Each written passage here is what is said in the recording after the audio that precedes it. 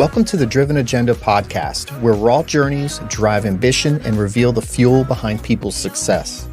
I'm Shannon Sagan, a personal injury lawyer, entrepreneur, and founder of the Dashcam Lawyer.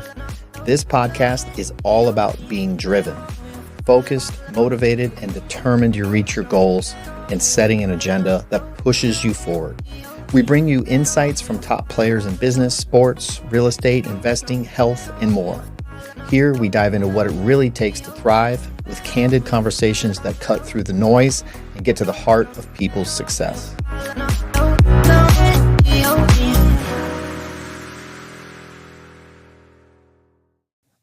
Live again in the Driven Agenda studio. Got my good friend, Stephen, the Battletoad, Bobinchuck, but I call him James. What's James, your middle name? It's my middle name. Okay. Yeah. His last name's Bobinchuck, though. No one's supposed to know what? Bobinchuck or James? My middle name. Why? I'm just kidding. I'm being a smart ass. Welcome, my friend. I am glad to have you here. We've got some cool stuff I want to talk about. I met Stephen, I was doing the math, about 16 years ago. Jeez. We met in Muay Thai, my former passion. And we trained at a lot of gyms together. And I wanted to have Stephen on because of a few reasons. He is a friend of mine. I've watched his journey from being a regular trainer like me in Muay Thai to deciding to get into fighting as an amateur, and then going up that next level to being a professional Muay Thai fighter. He also runs Muay Thai Addict. He's not the owner. Dimitri, my old partner, is, but that was the company that I originally started, my baby. He is now taking care of my baby, which I think my baby is probably a early teenager now. Yep. So he's running that. We'll talk a little bit about that, and then just some of the other things that he is doing as far as hustling and working. So welcome, my friend. I appreciate you being here. Thanks for having me on. I'm liking the beard. Yeah, it's got my How long are we going with it? And I've had this thing too big. It's funny because I don't see you that much anymore, and the old Stephen never had a beard. You never had facial hair. At most. You didn't even have tattoos either. True. For a while, it was funny. You were tattooless. Yeah, no, I didn't get my first tattoo until after I started fighting, probably 2014 or something like that. So yeah, he looks different to me only because I don't unfortunately get to see him that much. We were all part of a very, very family group for many years. We all followed each other at different gyms. I think we all kind of ended up at Ace's gym, FKA, and it was really fun. We spent many years there training together and following each other and supporting each other. A core group of probably 15 of us, really. And then, life takes over, adulting. I, had my stuff going on. And everyone kind of went their separate ways, but it was a really good, memorable time, and I will never forget it, but you're one of my oldest friends in the Muay Thai business. So what the hell does Battletoad mean, first off? Battletoad is from a video game. It's called The Battletoads and Double Dragons, and it's a fight game. So Double Dragon, like the... So it was... 3 toads. I don't know if they're brothers or whatever, but it's 3 toads, and then there's the double dragons, which were like 2 brothers. Mm-hmm. And I don't know, it's a fighting game, and it was one of my favorite games as a kid. So I'm pretty dorky. So at Boan Muay Thai, you had Asa, who back then used to go by the Dragon, and you had Matt, or MJ, who was the Dragon. So they were the Double Dragons. So I was like, well, I want to be something, so I'll be the Battletoad. It was a joke. So I had them announce me as the Battletoad in New York. I love it. I mean, I've never, ever heard that nickname for a fighter ever. So it's definitely original. Well, it stuck. It was just supposed to be a one-time joke, but everyone started calling me Battletoad, and that was the rest. That's how it happens. Yep. You mentioned MJ. I was thinking of him the other day. He was so talented, man. He was. Natural ability. He was really good. He worked, and he worked hard for it, but he didn't work as hard as a lot of other fighters. He didn't know how hard you have to work. None of us did, or at least when we were at Bowen, like we didn't really know what it takes. Right. Like we I always wonder what could have happened with him though. He could have been. He literally could have been. He could have definitely done pro for sure. You three, you and him and Asa. I don't think there was anyone else in the gym back in the day, but we're going to get into that. So I want to talk about Muay Thai really quick. If any of you know me at least for 30 seconds, you know that I'm very passionate about Muay Thai, although I'm not in that world. It is my favorite sport. I am not a sports guy. I will not watch football, baseball, any of that stuff unless I'm at someone's house or it's a playoff. But I will watch most types of fighting and combat sports. That is what I love and what I know. And Muay Thai, which a lot of people can't pronounce, like the drink, is, they call it, what is it? Beautiful violence. And the art of 8 limbs. Yes. And it's because unlike boxing, which is your hands, unlike kickboxing, which is your hands and feet and knees, Muay Thai, you're also allowed to use elbows and you're allowed to clinch, which is basically you wrap your hands around a guy's neck or a girl's neck, whoever, and control them. So it is a lot more violent, but it is very, very fun to watch, especially live. But getting taken out by, an elbow or a head kick is not a fun thing. More fun to actually do it. Yeah, of course. And then to watch it. And Stephen chose to go down this road. So what was the reason that we decided to first get into just training Muay Thai? Well, funny that we were just talking about MJ. He was, at the time, he was my closest friend. And he started training and had his first fight. So I was there to support him for his first fight. And that was all it took. I saw that. I'm like, damn, like the fight, the crowd, just the whole thing. It was just, whoa. So I used, I'm going to just do it to get in shape as an excuse. I didn't want to admit that I wanted to do it. But yeah, so as soon as I saw that, I was hooked. Like I had to do it. So how long did you train before you had your first amateur fight? Well, my crew is the Thai word for coach. So my coach, he thought I was ready after about 3 months of training. Oh, wow. It's early. So he threw me in there and Did you think you were ready, though? You just said whatever crew says? I didn't know. Right. I didn't know any better. You just want to get in there? Yeah, I wanted to do it, and we had like set the weight to be like 185 or 190. Back then I was, higher 190s, and I remember like trying to lose weight for it and stuff, and then the like weekend of the fight, they're like, oh, we have to change your opponent from 185 up to 205, and I was down to 190 something at that point, and I'm like, okay. 15 pounds, no problem, or 20 pounds. Yeah, you don't realize it. And we did it. I was so nervous, like disgustingly nervous, couldn't sleep, I felt sick. We went to Golden Corral before the fight. And so normally you weigh in the day before and then you fight the next day, right? So you get to rehydrate and stuff. It was in Tampa and we weren't going to drive up the night before. So we just drove up the day of the fight to the weigh-in, and before we weighed in, we stopped and I went and ate Golden Corral. Had no idea what I was doing. And I stuffed my face to try and make weight, to try and gain 10 pounds. Like, the worst thing you could possibly do. Worst thing. I ate till I threw up. I remember I weighed in at like 200 pounds or 190 something, and this dude weighed in at his 205 the day before. He was towering, like, giant, big guy. And, yeah.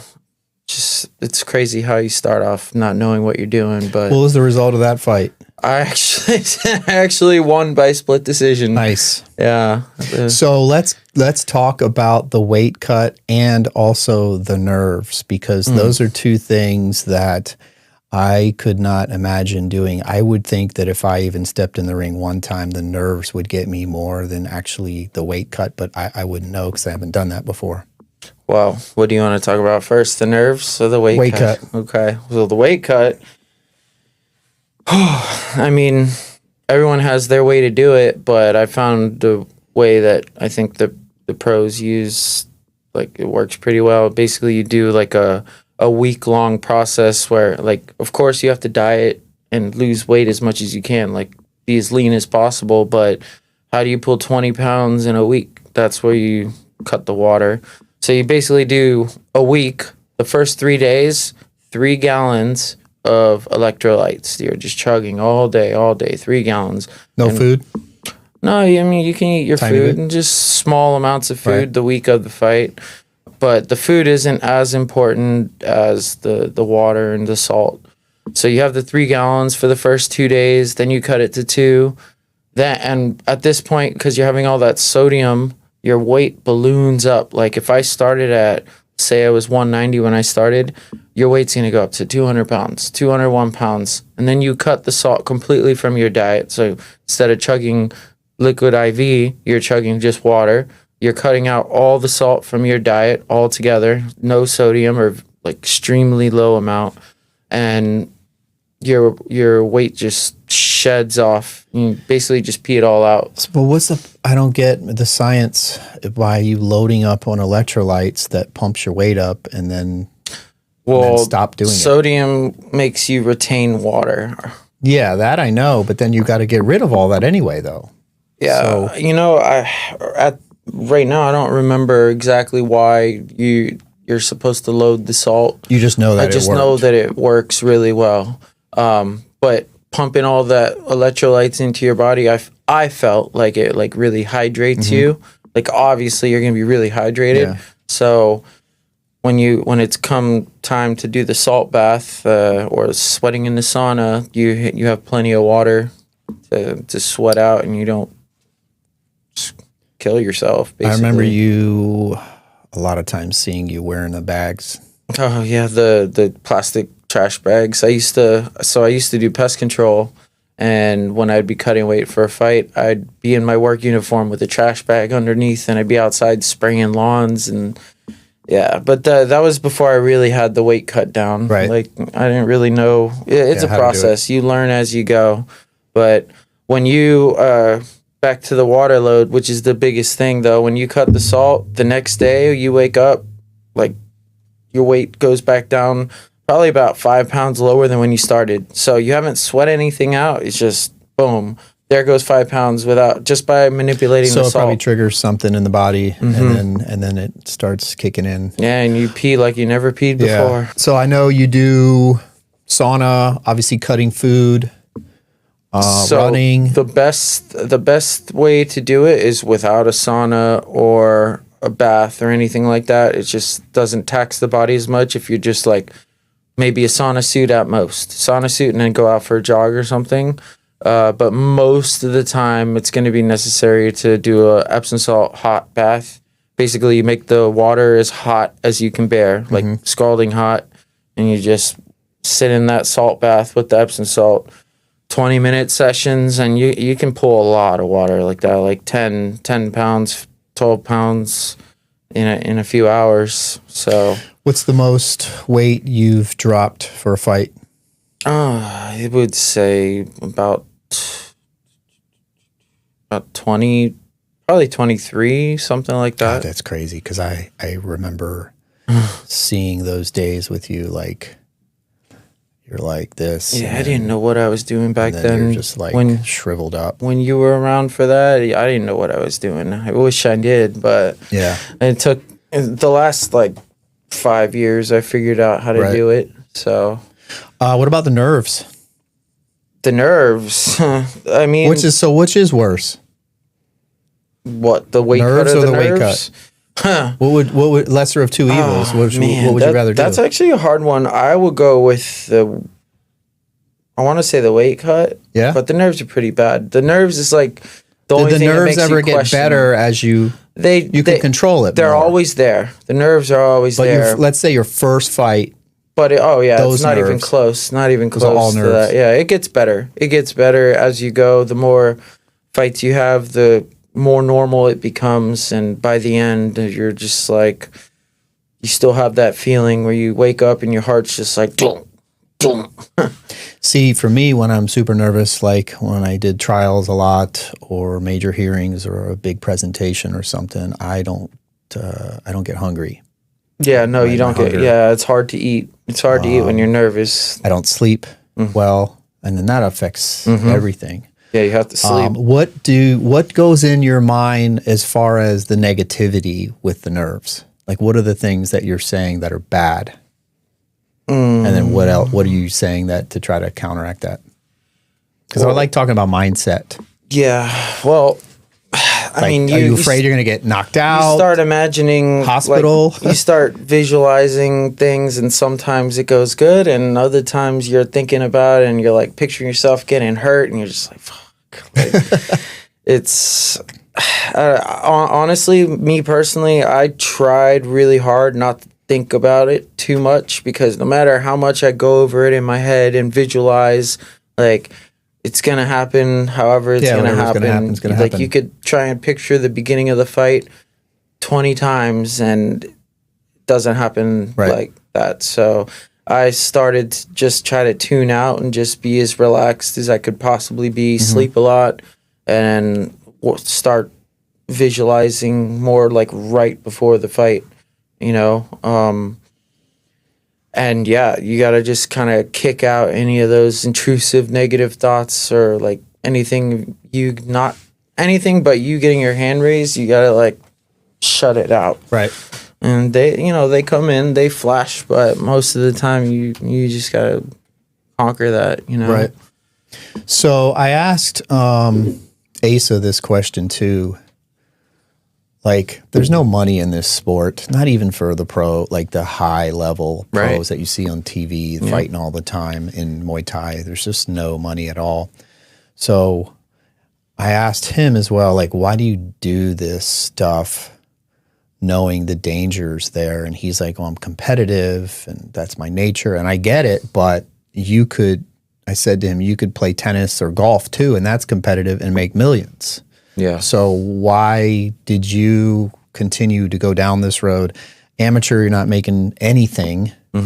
Pro, you're probably maybe breaking even with all the expenses you have, if that. So why that sport, and why would you do that? Well, like, I mean, when it comes down to it, I would answer that with two things. But first, it's like you have to love what you're doing, and specifically fighting Muay Thai, it's really like primal, right? You have to be honest. You can't hide. You can't run away. You have to be a man. You have to put on. And something about the actual act of fighting and defending yourself, like, obviously I fell in love with it, and I needed it. Like, I was addicted to it. Were you addicted to the fighting and getting up in the ring and being kind of the center of attention, or were you addicted more to winning? Well, I mean, I guess it's cool. It's like a byfactor, the crowd and all that. I mean, it's a cool part, but that has nothing to do with it. But it's also wasn't about winning for me, because I had plenty of, like, my favorite performances, like absolute best fights, were actually losses. Right. So it's just more so, it's kind of hard to explain, but just the whole thing you're addicted to? I felt like a different person when I was in there, Like, when I would walk up to the ring, I'd smile because I felt like I was home again. I'm like, oh, I'm back. Like, it was great. And it's just, your mind functions differently. You're in this, like, fight or flight. Even when you're, like, super experienced, your mind still functions differently, Like, I'll I'll play back the fight in my head and I'll think that I landed this Superman punch in the third round. It was actually the first round. Like your time perception gets all jumbled up. Like your mind forces you to become laser focused because you know the consequences of exactly like it's like break. A super hyper focus. So yeah, I think I was addicted to that part of it. It was definitely fun, you know. It like at the same time it wasn't fun in a way, you know, because you're like fighting for your life, sort of. But what I would say ultimately, it's like, and I think it applies to all martial arts. At least this is what I told myself was like. Me training, me fighting. Fighting is like testing where you're at, you know, and trying to move up and continue working towards your goals. But the whole thing is just trying to become the best person that you can be.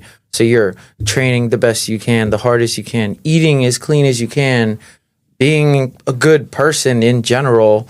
And that's kind of my philosophy is that's what martial arts is just you trying to become the best person you can be in the ring, out of the ring, everything. So in Muay Thai, you'll notice that the fighters are the most respectful to their opponents than any other fighting sport, in my opinion. It seems like they will beat the living shit out of each other, and then they will become very good friends if they weren't already, or they'll go back to being friends once that fight's over. I've never seen anything like that in any other combat sport. MMA, you know, you see it occasionally, but they're kind of more Neanderthals, in my opinion. But in Muay Thai, man, I think the fighters are like a little bit higher level IQ, and they're just about getting in and getting that aggression out and what they're learning, and then they become friends again once the fight's over. Yeah, I fought this guy up in Boston. So there's this gym up in Boston, Hard Knocks Muay Thai. I fought like 4 or 5 dudes from that gym, and I had fought this dude Steve Walker. Who now is like the fucking WBC world champion, and he's look him up. He's put him to sleep. How tall?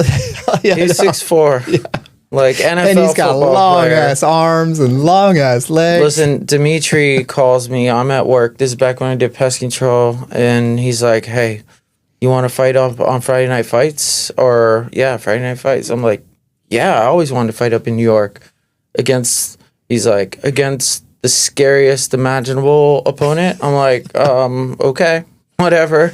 And yeah, like there's no reason for me to fight that dude, but it did work because after you fight someone like that, like what do you have to be afraid of anymore? That's as bad as it gets. That's true. That's a good way to look at it. You're right. Cause he, I don't know if he's still fighting, but he was very fun to watch. And most of his fights ended in knocking someone completely out. He knocked some people silly, man. He didn't knock you out though, right? Yeah. Which is good. No one really knocked me out. So you talked about crew putting you into a fight 3 months early. I wanted to talk about, I remember that time where crazy ass Dimitri live streamed you guys, or someone was live streaming you, Asa, and who else? You had to do an entire day to be able to train for Dimitri to agree to coach you. What was that? You remember that? Yeah. Every now and then I would log in and watch. It was the tryout. Yes. So really quick, for those of you who don't know, Dimitri, he was a former fighter years ago in New York. He moved down here to Florida. I met with him in the scene. We became partners in Muay Thai Addict.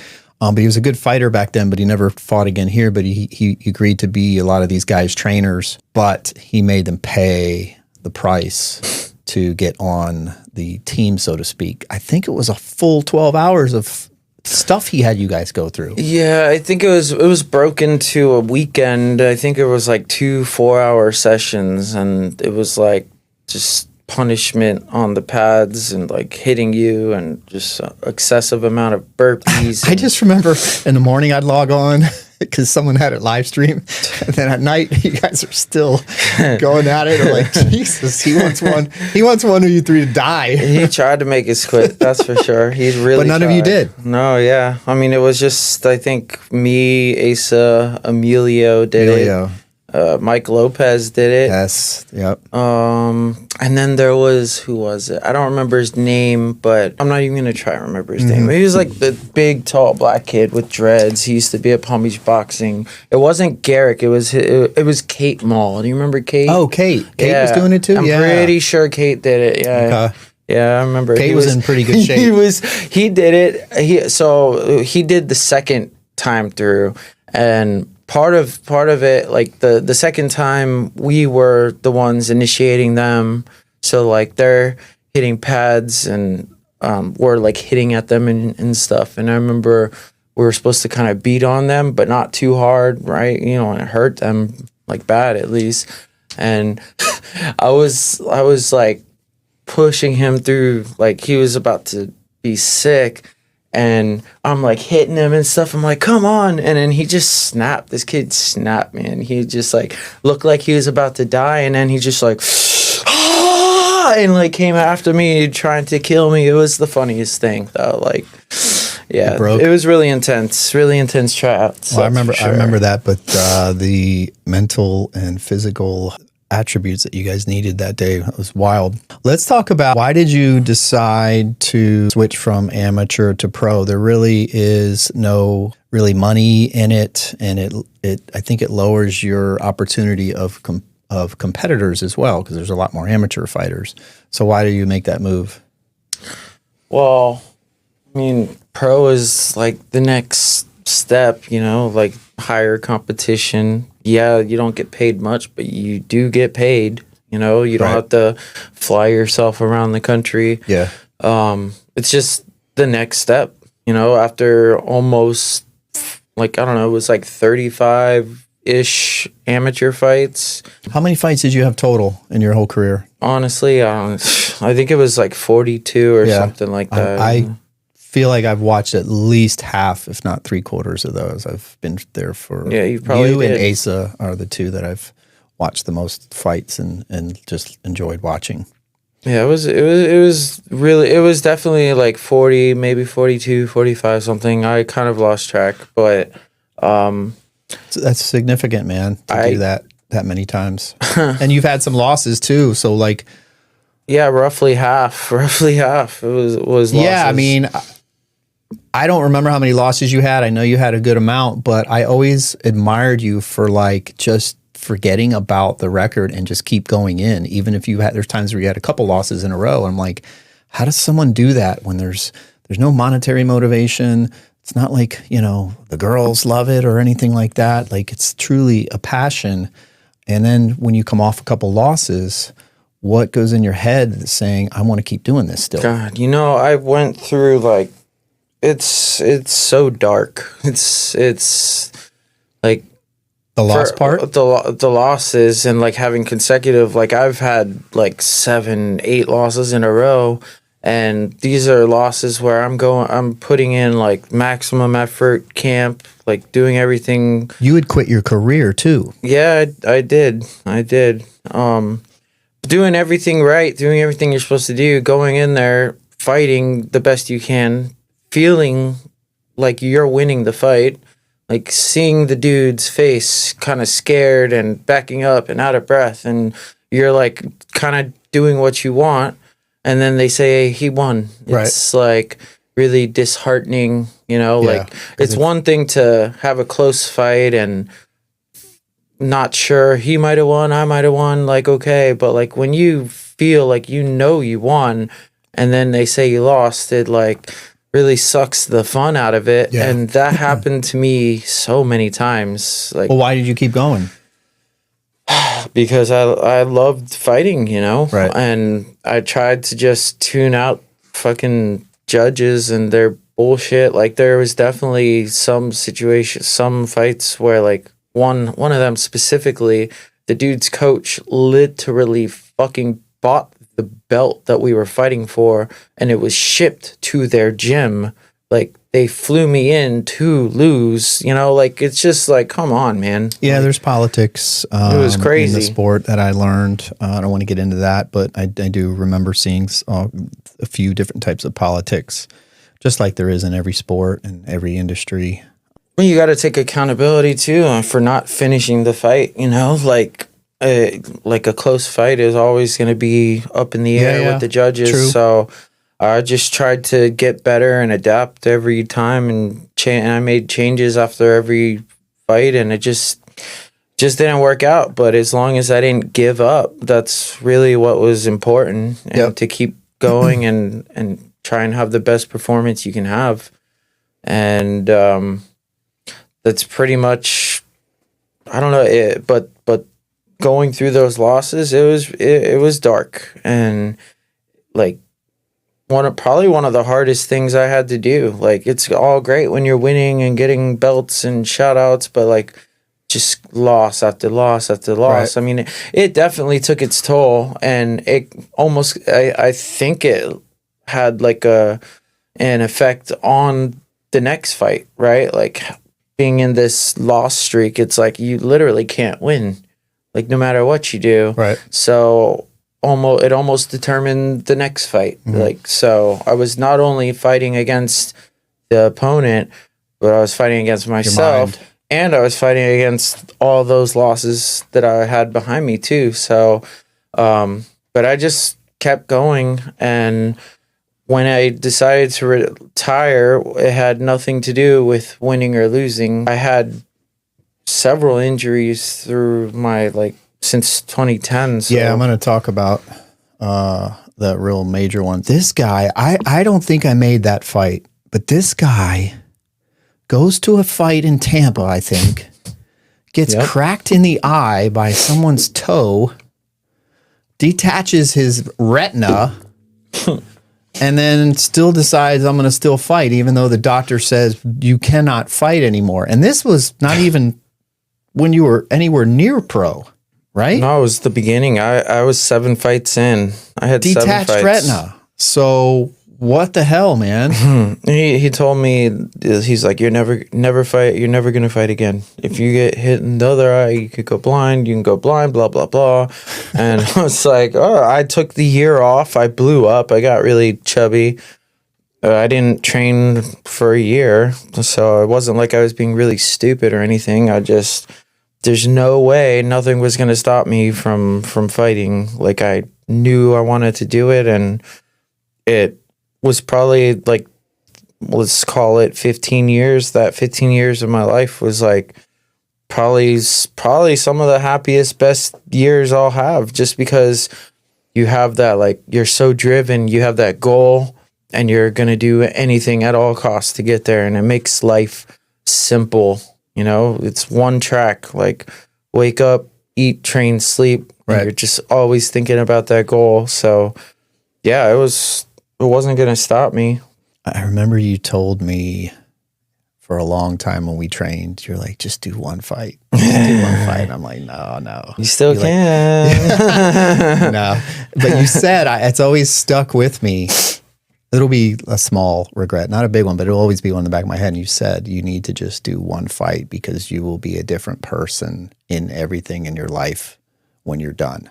What do you mean by that? I mean, I think everything will become more confrontable, when you're, I don't know, you just have to feel it. You just have to go in there, and it's pretty crazy. Like, everything's so hyper focused, it's quite an experience. It's like living in a different world for temporarily. Yeah, for 6 minutes, 3 2-minute rounds. So you suggest anyone who's younger and in the sport that's contemplating it, your suggestion obviously is at least get one under your belt. I mean, it will definitely benefit you and give you like a strength you didn't know you had. And if you can go through that, then imagine your problems at work are going to seem very easy to handle. Right. And for the record, I still think you could have one fight. I'm just saying, you can do it, dude, bro. I have they got a senior division. I remember watching those old guys like 15 years ago, and I'm like, oh shit, good for them. And now we don't have to tell no one. We'll just bounce over to Thailand and fight a driver, tuk driver real quick. I'll do one too. Fuck it. Oh man, yeah. I always remember you telling me that, and the reason why, and it's stuck with me. But yeah, the injuries. So was a torn retina. And it was detaching. They did a surgery to it. They did cryo. They fixed it. I had to take a year off, and then that's when I started training with Dimitri. And I started my career out I won my first fight, and then I lost literally 6 in a row or something. I lost 5 in a row. And then that last fight, the first round, I got kicked in the eye.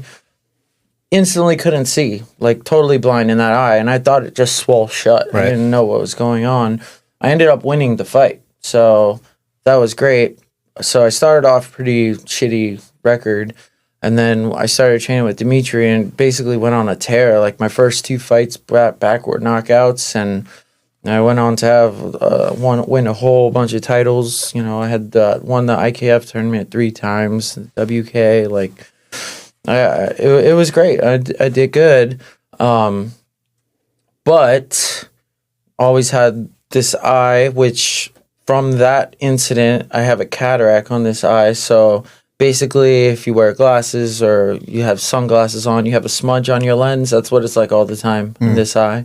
And then my second to last fight in Texas, this dude was a fucking sniper, like, with his southpaw cross, and I don't know exactly if it was his thumb that was hitting in my eye on this my good eye, or if I was blocking and my palm was hitting my eye. But all I know is my eye took like 4 or 5 really hard shots to the eyeball, and it was really painful. And after that fight, something was really off with my vision. I couldn't tell what it was, but I knew something was wrong, and what it ended up being, it's double vision. So, like, always have double vision. My brain makes it one image. So, like, right now I see everything fine, but if I'm a little sleepy or if it's at night, my eyes are relaxed, you can, like, clearly see 2 of everything because it's misaligned. It's either a nerve got damaged or I don't know, something with the lens. So that sucks, you know. And with that, like the left eye was the one that had the surgery. Now my right eye got jacked up. Now I have double vision. And it's like, how much more do I want to keep putting my eyes through? Like, all it takes is one more shot, and now I'm not going to be able to see. So I knew it was going to be time to stop. And on top of that, turning 38, you know, and I also met my wife, and we planned to start a family. Yeah. So it all just kind of came together at that perfect time to where, okay, it's time to do the next step and start building a life rather than focusing on fighting, right? You know? So you're in the next phase now. Let's talk about Muay Thai Addict. You run the show, my friend. I don't know if I'm doing a very good job of that, but I'm trying. It's up and running. There's still shit tons of followers. I see you're at the tournaments, doing stuff, all the major tournaments. What's your day like at Muay Thai Addict? Well, I would say Muay Thai Addict kind of runs itself. I need to be more diligent with like social media because that's definitely something I've been lacking in. It's hard to find time to be on there to post and answer messages and stuff. But I primarily do all the custom side of things. So I work with gyms around the country, actually around the world. Yeah. And I do a lot of designing. So it's pretty great. I mean, I'm at home most of the time. I work from home. And I always have something cool on TV. And I'm listening to whatever's on. And I'm just grinding out design after design, trying to reach out to different gyms, see if they want to make stuff for their gym, you know, trying to make some sales and whatnot. But mostly design work it's pretty time consuming.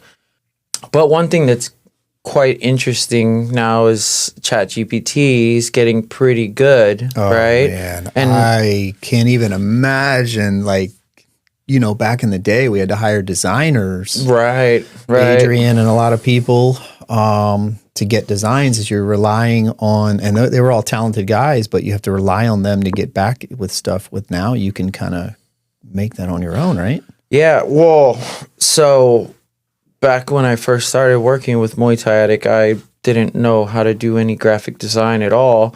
And yeah, we would have to like farm it out to people and wait on someone to give you the design back and all this crap. So I just basically taught myself how to use Photoshop. And now, like the last probably 4 or 5 years, I've been doing like lifelike mock-ups. I call them hyper mocks, where it's like an actual pair of our shorts. It's like a white plain pair of shorts, and I just Photoshop everything on top of it. So it actually looks like the real thing, and it's way better than waiting for a designer to send you something. Yeah. And I think I do a better job designing than some random person anyway. Yeah. But ChatGPT, the reason I bring it up is like, somebody will send me, they'll be like, oh, do I have to pay the design fee? Because we charge $50, right? Which is great. Do I have to pay the design fee if I have the mock-up? Here's the mock-up. And I'm like, yeah, ChatGPT mock-ups aren't going to work, because they're not going to work. Like when you're working with people overseas, you have to be very exact. So when I send them a picture of the mock-up of the shorts, they need to make it exactly 100% the same. Zero differences. So you're saying that a ChatGPT is good to give you a basic idea, but it still will not duplicate the exact dimensions or whatever. You still have to do the design. There's still things that ChatGPT can't do. I'm sure it will get there in no time, but for now, somebody had to pay me to design a logo for them because they had something really specific they wanted to do with an L and an A. It was like a play on the LA Dodgers logo, and they wanted to do Little Armenia. Mm-hmm. And they wanted just something really specific. They made it clear. They told me, and they're like, but ChatGPT can't do it. Right. And I tried it on ChatGPT just to see, and it wouldn't do it.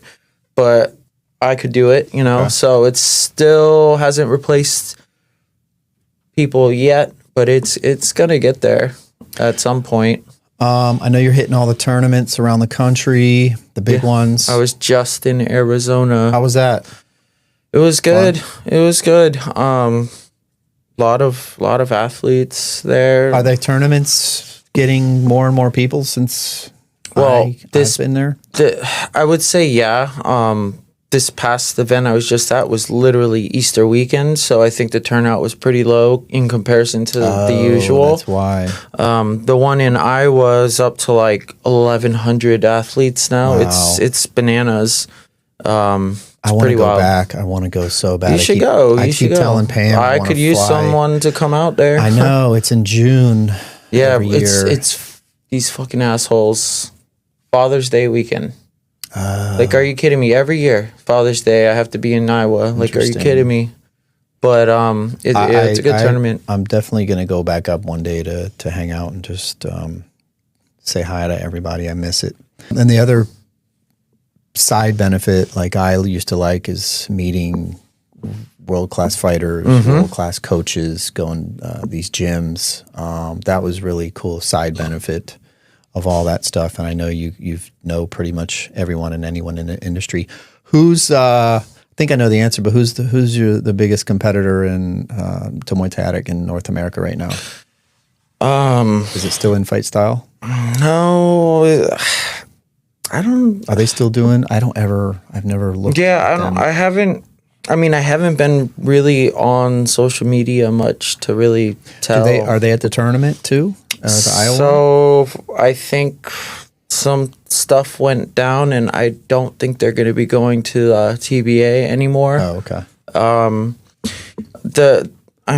There's Combat Corner. Combat Corner is, I would say, the biggest competitor, but their primary focus is gear. Yeah. And we're strictly shorts. But if I had to pick one brand to be a primary competitor, I would say probably Combat Corner. Is Dan making shorts? Yeah, they are. I've seen some ads for them trying to do custom stuff. So I need to figure out how to do the ads and run some ads for us, which I don't know. Are you working that 7 days a week? Muay Thai Addict? Yeah. I mean, I work. I know you're not working like consistently 12-hour days. But, I mean, I may need to start doing a more strict schedule, but right now I just work all day, every day. Like, I just go with the flow. So right now I have Muay Thai Addict and I have personal training where I teach and do Muay Thai sessions. Wanted to talk about that too, because you're a hustler. So basically, I'm doing Muay Thai Addict, and when I'm not doing Muay Thai Addict, I'm training somebody, and I don't have set hours. So if there's an email that comes in at midnight and I'm up, I'm answering it, or I'm working on mock-ups or something. So it's kind of hard to answer how many hours do you work when, it's just I don't have an off 7 days a week. It's just random. You're doing something. Yeah. I'm always doing something for Muay Thai Addict. That's for sure. We recently just started selling on Amazon. How's that going? It's going good. I mean, I think that we're selling at least a couple pairs of shorts a day, which I think is a strong start considering we only put 4 designs on there. Right. Test it out. I think it's huge. So I might start trying to move everything over to Amazon. I mean, they take a cut, but you don't have to do anything. You just send it to them and then collect the check. Yep. So that's exciting. Any other big things in the horizon for Muay Thai Addict? I would say Amazon is the newest and biggest thing. I'm pretty excited about that. You guys sponsoring any fighters right now? We have... we're sponsoring Shane Trana, who's out at Saxon Muay Thai. So we make him some sick fight suits. He's the most recent person that we've been working with. And then we always have Asa. We're always sponsoring Asa. Right. So, but kind of slowed down with the sponsoring and all that, and just really trying to focus on the core business, but it might be time to do a campaign and get like a sponsor campaign. Yeah, exactly. It might be I remember, I don't know if it's any different. We did a lot of sponsorships back in the day. Mm-hmm. Some big name fighters. Business wise, you don't get any business from that. No, you do not. And that's exactly why I stopped. Except one dude. Do you know who it is? You talking about Kevin? Nope. Oh, Kevin. Yes. 2 dudes. Yeah, Kevin Ross is the big one. And Cowboy Cerrone. Cowboy Cerrone, yes. Cowboy. Yes. That had more sales than Kevin, of course. Only because Cowboy's, he's just more well known. But Kevin, I love Kevin. He's such a great guy. I saw him and Gina got married. Did they? Yeah, she announced it on. Holy shit, I didn't see that. She kept it quiet, I guess. So that's great. Very happy for him. Wow. One of the... Good job, Kevin. Yes. Great job, Kevin. I miss Kevin. He's a really good guy, down to earth, badass fighter, very good mentor for anyone in the sport. But the sponsorships really, I get it with the fighters, even the bigger name ones, but it didn't do anything for us business-wise. It doesn't. It gave a little bit of help, but it didn't increase sales. It didn't really do a lot. So a lot of the sponsorships for us when we were doing them back then and probably now, it's more to help the fighter, even though the fighter doesn't think that. It just never turned into sales. No, that's 100% what it is. It's about helping the fighters and supporting the up-and-coming fighters, and we're happy to do that, but there comes a time when it's like you're sending them $1,000 worth of shorts and you're not even getting back a fucking picture. It's like, bro, what are you thinking? Like, just to anyone that's an up-and-coming fighter or somebody, whether you're a fighter or any sport, and you want to be an athlete and you need sponsorships, putting our logo on your shirt is not doing a thing for us. Yes. Okay?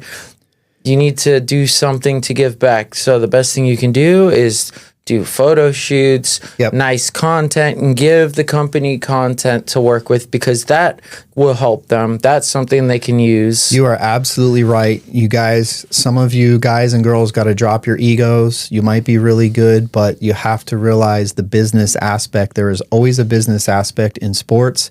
And you're right. You've got to, if someone's sponsoring you, you need to take, if you're not setting parameters or a contract or something, they need to at least be proactive in sending you content constantly so that you can use that. Just saying, I sponsor such and such, and them giving you, you know, your name on their fight that day doesn't do anything for a company. So in some cases, like, what content can I offer?